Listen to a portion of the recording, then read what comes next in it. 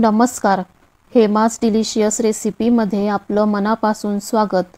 आज आपण पाहणार आहोत एकदम सॉफ्ट, मऊसर आणि टेस्टमध्ये अप्रतिम असा व्हॅनिला स्पॉन्ज केक, जो आपण बनवणार आहोत कंडेन्स्ड मिल्क वापरून, तेही अगदी सोप्या पद्धतीने आणि ओव्हनशिवाय।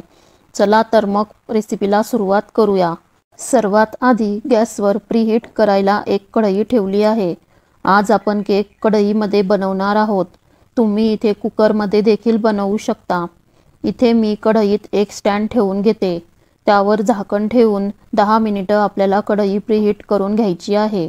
त्यानंतर इथे मी एक स्टीलचं भांडं घेतलेलं आहे। तुमच्याकडे केक टीन असेल तर त्यामध्ये तुम्ही केक बेक करायला ठेवू शकता। भांड्याला आता ग्रीस करून घेऊया। सर्व बाजूंनी भांड्याला व्यवस्थित तेल लावून घेऊया। त्यानंतर थोडा मैदा टाकून सगळ्या बाजूने लावून घ्यायचा। इथे आपला केक टीन तयार आहे। आता केकचे बॅटर बनवून घेऊ। त्यासाठी इथे मी एका भांड्यात पाव कप तेल घेते। तेलाऐवजी तुम्ही बटर देखील वापरू शकता। त्यामध्ये घालूया अर्धा cup condensed milk. Condensed milk घातल्याने केकला चव छान येते। त्यानंतर घालूया पाव कप पिठी साखर।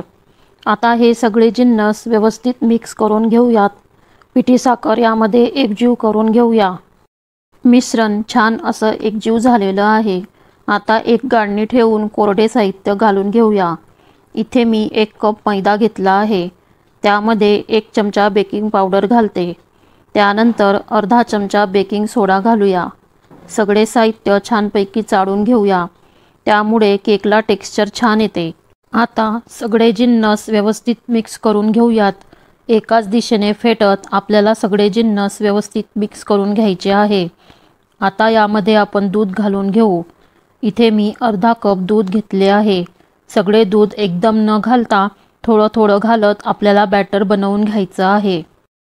मिश्रण छान असं एकाच दिशेने फेटत स्मूथ असं बॅटर बनवून घेऊ। इथे मी आता सगळे दूध घालून घेते। मिश्रण पुन्हा एकदा व्यवस्थित मिक्स करून घेऊयात। तुम्हाला इथे व्हॅनिला इसेन्स घालायचं असेल तर घालू शकता। मी घातलेलं नाहीये। इसेन्स न वापरता देखील हा केक खायला खूप स्वादिष्ट लागतो। तुम्ही इच्छा असेल तर साधारण अर्धा चमचा इसेन्स घालू शकता। तुम्ही बघू शकता इथे आपले बॅटर बनवून तयार आहे। रिबन कन्सिस्टन्सीचं बॅटर आपल्याला बनवून घ्यायचं आहे। आता टीनमध्ये हे मिश्रण ओतून घेऊया। तुम्ही बघू शकता एकसारखे असे बॅटर तयार झाले आहे। टीन 2 ते 3 वेळा टॅप करून घ्यायचा आहे, म्हणजे त्यात काही बबल असतील तर ते निघून जातील। आता आपण केक बेक करायला ठेवूया। कढई 10 मिनिट प्रीहीट करायला ठेवली होती। आता यामध्ये केक टीन ठेवून घेऊ। 30 ते 35 मिनिटं आपल्याला केक बेक करायला ठेवायचा आहे। गॅसची फ्लेम स्लो ठेवायची आहे। 35 मिनिटं झालेली आहे। आता केक चेक करून बघूया। तुम्ही बघू शकता टूथपिकला काहीच चिटकले नाही, याचा अर्थ आपला केक छान असा बेक झाला आहे। आता केक पूर्णपणे थंड करून घेऊया। इथे केक मी पूर्णपणे थंड करून घेतला आहे। आता तो आपण एका प्लेटमध्ये काढून घेऊया। तुम्ही बघू शकता आपला केक एकदम स्पंजी आणि सॉफ्ट झाला आहे। मी तुम्हाला केक कट करून दाखवते। तुम्हाला रेसिपी कशी वाटली कमेंट करून नक्की सांगा। आणि व्हिडिओ आवडला असेल तर व्हिडिओला लाईक करा, शेअर करा आणि चॅनलला सबस्क्राईब करा। धन्यवाद।